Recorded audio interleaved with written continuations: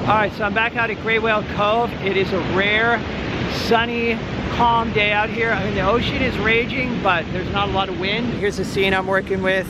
I'd like to capture some of the reflections in the wet sand, the color in the ocean, and then also try to create an interesting composition using this scene as raw materials. I may move things around a little bit, but I'm gonna try to stay fairly true to the scene.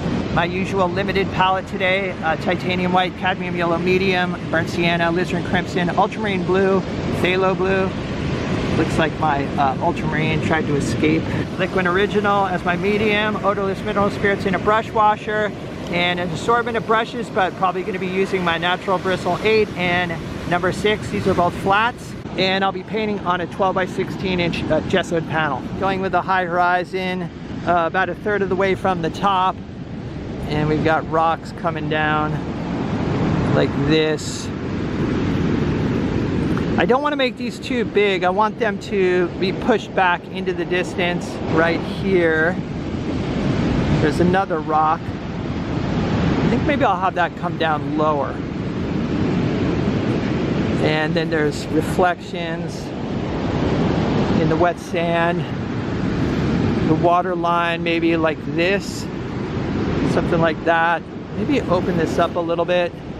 So push the rocks back to here.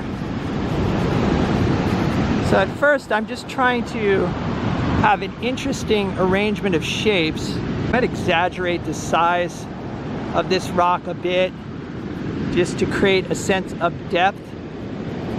Also, I don't really like the shape of it. In reality, it's kind of a pyramid almost. I might change it a little bit. This rock shape sort of goes like this. Want to pay attention to the bottom of the rocks and see what the angle is. I might exaggerate the angle a little bit, and the way I'll do that is by having different bits of rocks going on an angle. Also, what I'd like to do is have the waves come in a radial fashion, and maybe have, I don't know, maybe I'll have this wet sand more like that, because there's not, I don't really want to feature the sand that much. I'm more interested in the colors of the wet sand. So I think that works a little bit better. I decided to move this rock over a little bit to the right and then reduce it in size as well. I still think it's big enough to create a sense of depth, but compositionally I didn't like it when it was closer to the center. All right, my dark mixture is a mixture of ultramarine blue, burnt sienna, and alizarin crimson. The darks in the rocks in the foreground, or this rock in the foreground, is actually, this is the darkest value in the painting. So I just want to establish these darks. I'm squinting at the rock to simplify the shadow shapes. So what I'm looking for is an interesting relationship between light and dark. For the shadows on the distant rocks, I've added titanium white and a bit more ultramarine blue. I want the value of these darks to be a little bit lighter in value. In fact, I could probably even lighten this mix up a little bit more. I put some titanium white on the brush, and I'm just mixing right on the panel here, lightening up the mix just to see how that looks. And I think I like it better. I'm actually seeing a lot of yellow in these cliffs, but I'm not gonna put that in right now. Right now, I just want to create a shadow pattern, you know, so just breaking it down into light and dark. And most of all of this is in shadow.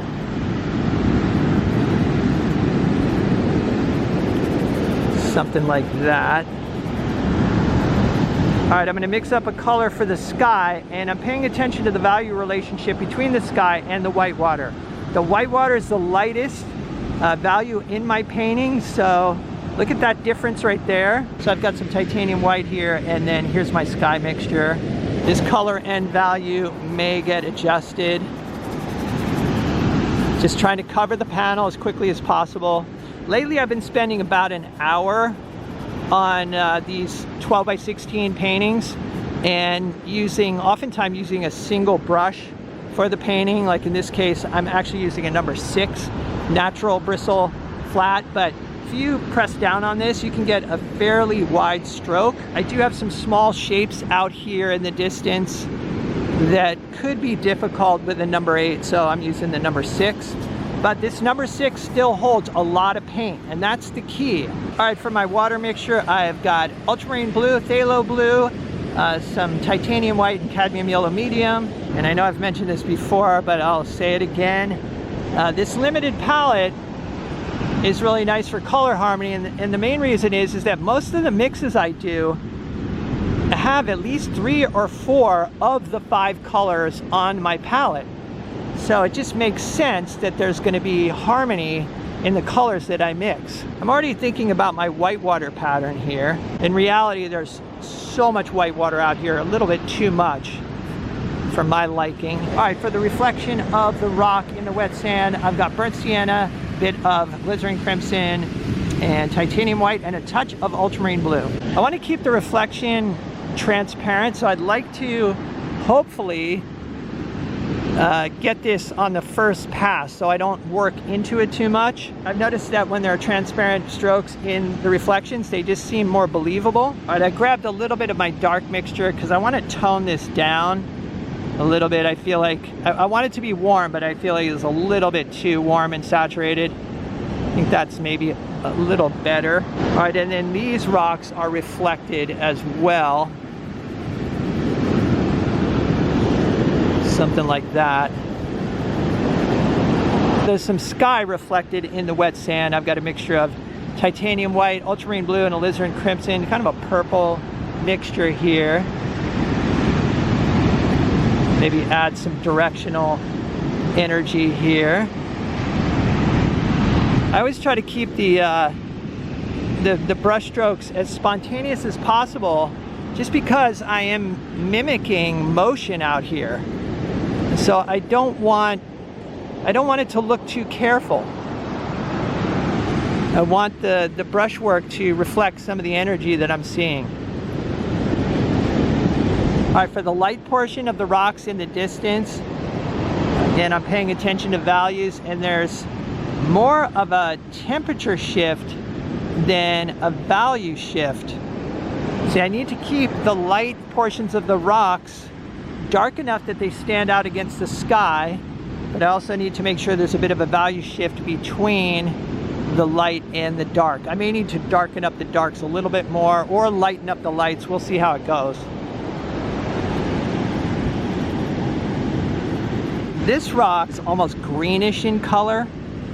I do want to capture that green color, but I want to make sure, again, that it feels like it's in light. As usual, trying to maintain some of the burnt sienna sketch. All right, I'm noticing some shadows starting to form. So I've got a mixture of ultramarine blue here, a little bit of titanium white.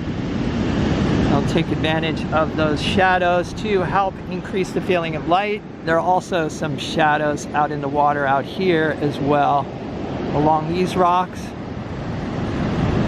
Yeah, I can see I'm going to need to darken the rocks because the shadows are slightly lighter in value than the dark portion of the rocks. Maybe even put a little shadow here. All right, I've got sort of a yellow ochre color mixed up here. Burnt sienna, cadmium yellow medium, titanium white, and a touch of ultramarine blue. And I'm paying attention to the value relationships as usual, especially between the sand and the white water. I want to make sure that the sand is nice and warm in temperature. And maybe I'll get some energy in the brushwork there as well. I'm kind of liking some of the patterns I'm seeing here. All right, I'm going to use my water mixture here to bring down this shape a little bit. I'm always paying attention to the composition. If I lose the composition, then all the color and brushwork isn't going to make a difference. So trying not to lose track of my original idea and my original shapes. For the whitewater, titanium white and ultramarine blue. My brush is loaded and I want to apply the paint with spontaneity, not be too careful.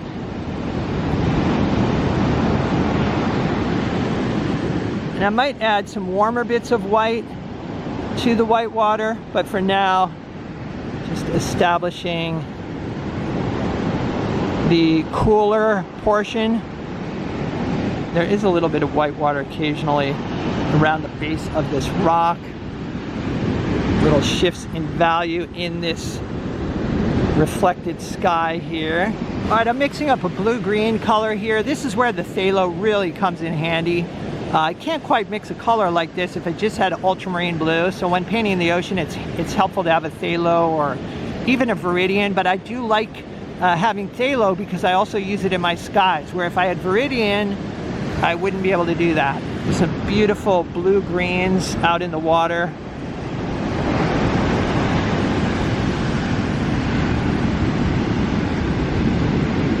In particular out here, around this point, and I'm applying fairly thick paint at this point too. I'm letting some of the dark areas remain, and then it gets much bluer in the distance. For the horizon, I've got a straight edge here, which is just a square that I made by gluing a few pieces of wood together, but I've got my camera in one hand and this in the other, so I can't film the process, but yeah, I'm just gonna strike a line for the horizon. All right, I struck my line. Now I'm adding some ultramarine in the distance. Okay, I'm adding little touches of light. Again, squinting and looking for those lightest lights. I'm going to reinforce some of the darks on this rock here, especially along the back edge of the rock.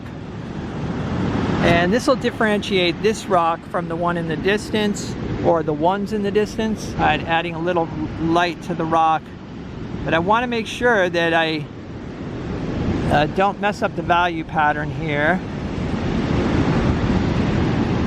And I kind of want to leave some of that bit of orange from the sketch. All right, I've got a mixture of titanium white here with a touch of cadmium yellow medium. Most of the warmth in the breaking waves is on the lower portion, so I'll just add a bit of variety in temperature. Again, not being too careful with this. The only challenge is when the paint is too thick, it's not as fluid, but that's okay. I'm still working it. I like that. And I think that worked right there. Maybe a few little bits of warmth out here. I want to make sure that this line right here along the bottom of the rock is not too perfect.